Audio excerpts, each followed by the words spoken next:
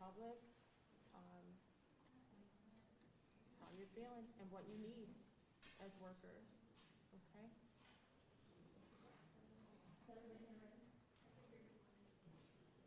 Media, are you ready?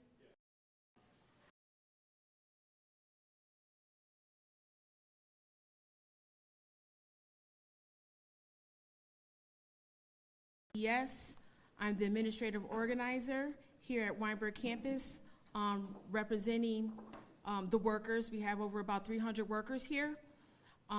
Today, I received a call from the workers.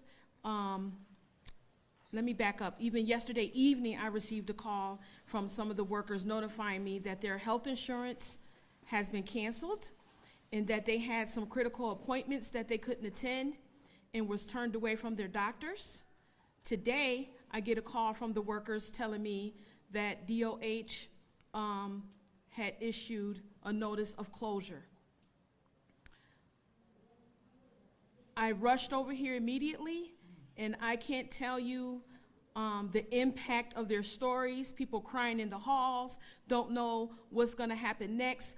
Residents in the hallway don't know what's gonna happen next. They don't wanna leave. This is their home. This is their second home for most, and we just don't know what to do. We have asked the state to step in and help with receivership, and if it's doable, we don't understand why no one has stepped up to help the workers and the residents here. I want you all to hear some of the stories that I had to deal with today, and I don't have the answers. The first person I want to introduce is Christy. Hi, Christy Ernst, CHRISTIE EARNST. I'm a head cook at Weinberg. I've been here 26 years to find out this place is closing. I take my son to the doctor this morning, couldn't even get his antibiotic. I have a husband who has a stage 4 lung disease. That transferred to his heart, his lymph nodes, his body, can't get up on a daily basis, who survives on his medication to live. Can't go to doctors, a test on Monday, can't do it. We need help. This is people's lives. Like, I'm the only income. I'm not, I'm speaking for everybody too. We have kids at home, does everything. It's just, we need help. This is not fair. 26 years. Next, I want you to hear another story. Lizette? Hi, my name is Lizetta Bosley, Lizetta, Bosley. Well, this morning when I came into work, we got like a notice to be in the chapel at 11 o'clock, just to get told that Weinberg is shutting down. Our residents need us here. These people, they rely on us, and I rely, looking forward to seeing them when I come to work. So I'm just asking the board, the state, I'm asking the governor, we asking whoever can help us, give us some help. We need y'all right now. Some of us live from paycheck to paycheck. We need y'all. We need all the help we can get right now. Somebody please hear us out.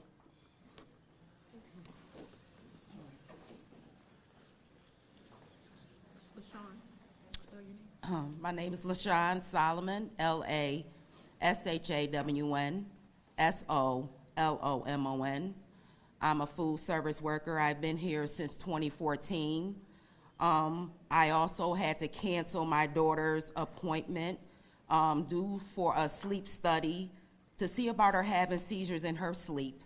I cannot get that now. I have to wait. We are worth saving. Just help us. We are a family with everyone. We just need help, and it's worth helping. Just hear us out, and please, just do something. Please. We are worth it.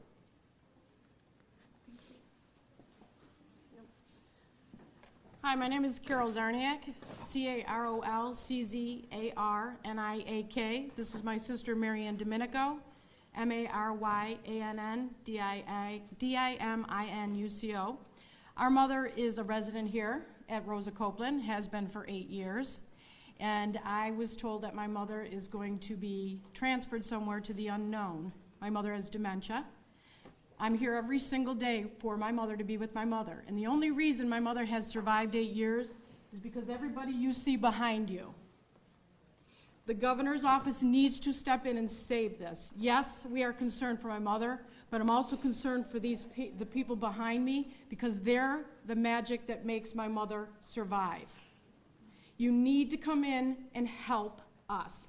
My mother will not survive a transfer out of here. My mother needs the help, the employees need the help, and it is worth saving. Weinberg is worth saving. We've been here for 8 years. We've been through COVID. We've been through it all together. And the employees are what help us rest at night. Yes, they became our family. They helped our mother. She's alive because of them. They deserve use to come in, help their families. We're a team. Show us, government, that you are behind them. You help them, you help their families, you help save their jobs. You help everybody. Save us, save our families, save all their jobs. Please help them. Give us what we need. Please help these employees to keep saving my mother's life every day. Yes, please. Sure. So I'm Brian Culpa. I'm the supervisor in the town of Amherst. First of all, I want to impress upon everybody exactly how dire circumstances are here. The reality is, there's hundreds of residents and hundreds of employees who have been a functional family for years, decades. Weinberg has been the sort of gold standard for this type of facility in our area, in the town of Amherst. People of SEIU make it the gold standard. The care that they provide, the actions they've taken, the love they have for their residents are what has made this place a gold standard. Fiscal mismanagement, an underlying inability to operate the facility at the top level should not be seen as a mark on the good people of SEIU who've gone and battled every day to get residents the care they need in spite of less than appropriate circumstances from management. The bottom line for the town of Amherst is these residents are our residents. The employees that work here, many of them live in our community, many of them work in our community, all of them work in our community. They're part of our Amherst family. They're part of the town. This place matters to the town of Amherst. People here matter. Their families matter to the town of Amherst. I have started discussion with our local delegation, including the governor's office. This is new to everybody. This is circumstances that have been roiling and starting and getting worse and deteriorating by the day up to today. The town of Amherst is very interested in seeing this place stay, seeing the residents be able to stay, seeing the SEIU employees see their benefits reestablished and be able to stay in their jobs servicing the members of our community who need it most. For the town right now, we're going through a lot of unknowns. There's a lot that everybody here has to work with and has to work on together. We're going to continue to do that. We're meeting internally right now as a town administration to figure out what our best options are to move forward. But this rises to the level of emergency. Hundreds of people being displaced from their home, to me, is an emergency. We have to act now, and we have to act together.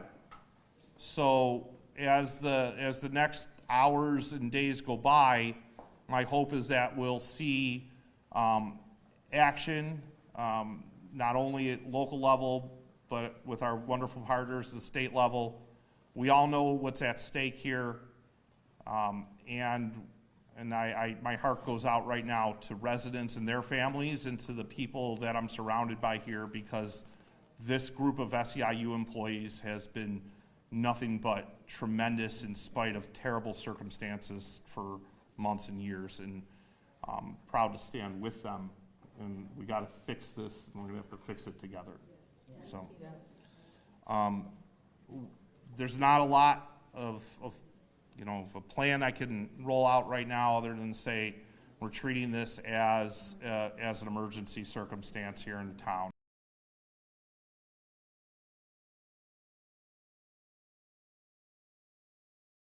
And certainly are reaching out to all of our electeds. And I will say that everybody from the governor's office to the congressional office to our assembly office have been wonderful in terms of talking to me through this, and we're all trying to build a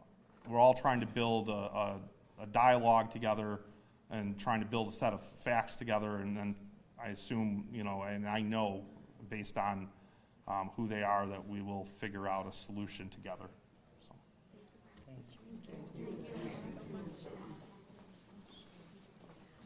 Hi, Karen. Well, hi, everyone. I'm Assemblymember Karen McMahon. I represent the town of Amherst. And the call that I got earlier today was one that I was half dreading and kind of expecting.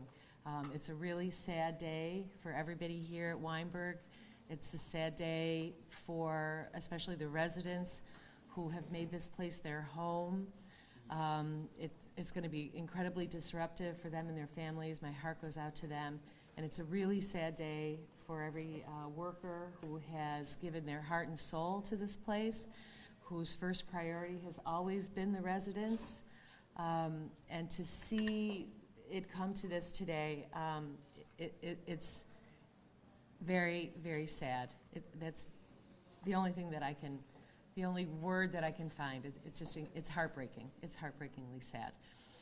So, where do we go from here? We've been, working for a long time to try to stabilize this place. It hasn't been entirely successful, obviously, but I stand at the ready to do whatever is required of me as the assembly member, to work with the town, as Brian said, to work with the governor's office, our congressional delegation, whatever it takes to stabilize and to solve this problem, because it's a huge problem for our entire community.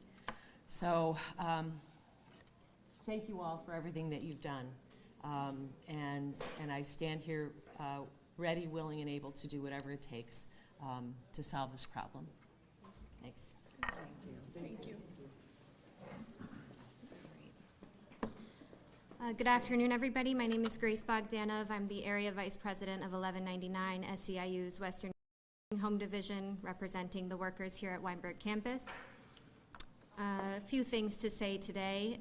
The closure of Weinberg campus's Rosa Copeland Skilled Nursing Facility was and still is entirely avoidable.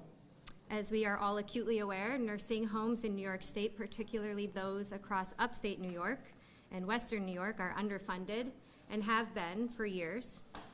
Medicaid reimbursement doesn't cover the cost of care, and as a result of this underfunding, quality not-for-profit nursing homes like Weinberg campus have been teetering on the edge of closure for years.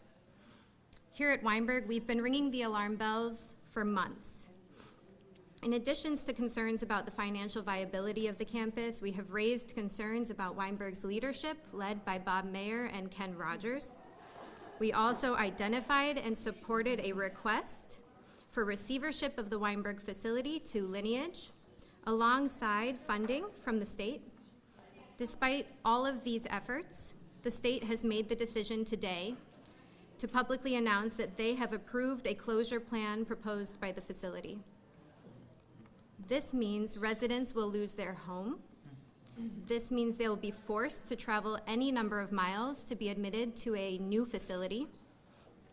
This will undoubtedly pose a hardship on residents and their health, as you heard, as well as the ability of family members to maintain a consistent presence in their family members' lives, depending on how far away they may have to travel. Can you imagine this level of uncertainty, the fear? You see it in the faces behind me. As for our members, for the healthcare workers who have provided consistent and quality care to these residents for years, we're working with area facilities to assess job vacancies and plan to hold a job fair as soon as possible.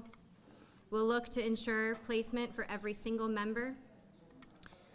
These workers have been incredibly dedicated to this facility. The amount of longevity, seniority you see when you walk these halls is tremendous. So imagine the uncertainty and the fear and the loss that these workers will face as they embark on a new employment journey, but we'll be there to support them. Our training fund is available and will provide opportunities for upskilling and training for our workers. We've also filed a demand to bargain over the effects of the closure with Weinberg campus today, and are filing complaints with the Department of Labor over unpaid wages. But the point of all of this here is that the Department of Health is entirely responsible for the decision to close. They still have the ability to reverse course. They can still approve our request for transfer of ownership. They can still approve our request for funding to make that transfer of ownership viable. And they can keep these residents in their home. They can keep over 300 healthcare workers employed. They can secure the future of Weinberg. They can, and they must. But for now, I would just like to ask everyone here to bow our heads for a moment of silence in these incredibly uncertain and devastating times.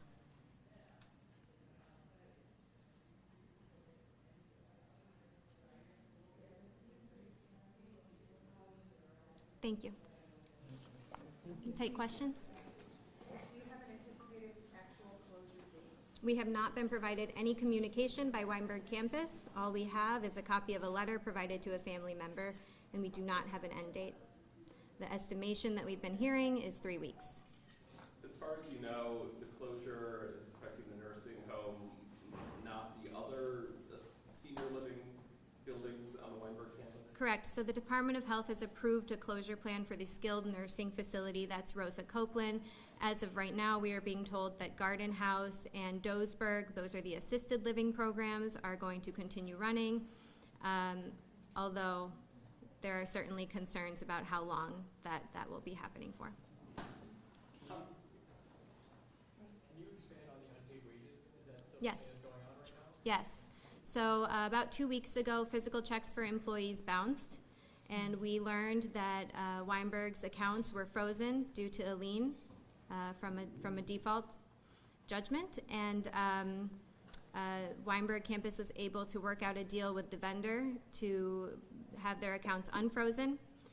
In the 2 weeks since that happened, we've had some members receive pay and some who still have not. So we have a number of members whose checks bounced, who we need to make whole, members who have incurred overdraft fees, et cetera. Has there been any resolution on the health insurance issues the employees here are still facing? On Monday, Bob Mayer did connect with us, and he let us know that the payment that was sent also bounced, and that was why the health insurance was terminated, and that they had since reissued a new check, and that they had not confirmed that coverage was reinstated. Have they given, I know they haven't given you specifically a closure date, but for the employees, have they been notified of a last day? Did I tell you anything? No. They just said when the last resident is moved out. And about how many new residents are here? A little over 120. The stress this puts on the employees, we heard from all of them. Can you again kind of speak to that? Yeah. Like I said, I look around this facility and I see workers with 20, 30, some even 40 years of experience and dedication to this facility.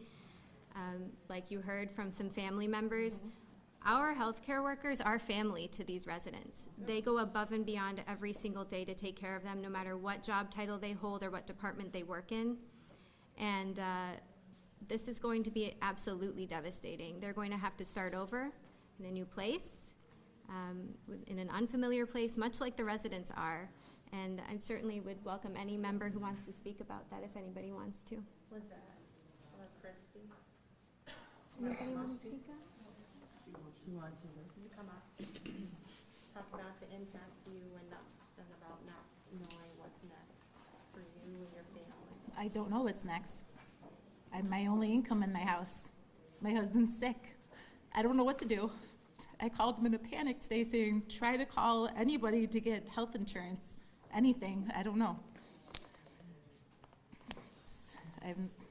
That's it. I don't know. Assembly member, we heard from the state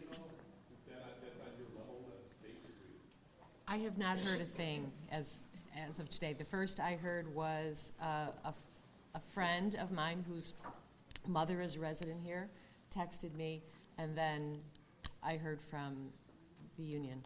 I've not heard anything from the state. For the family members, if you could step up. Sure.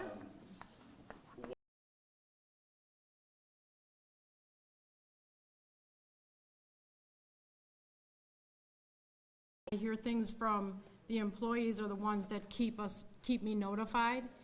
And I had brought this to the attention of a higher up in a meeting the other day, and he said that he was working on a better system to get the families informed. So I'm not informed. I tried to get on a Zoom meeting this morning that I got a text message for, couldn't get on that Zoom meeting. So there's no communication, but I will again reiterate, the employees at Rosa Copeland are number one. I had a maintenance man tell me, if I have to stay here and take care of your mother, I'll stay here and take care of your mother.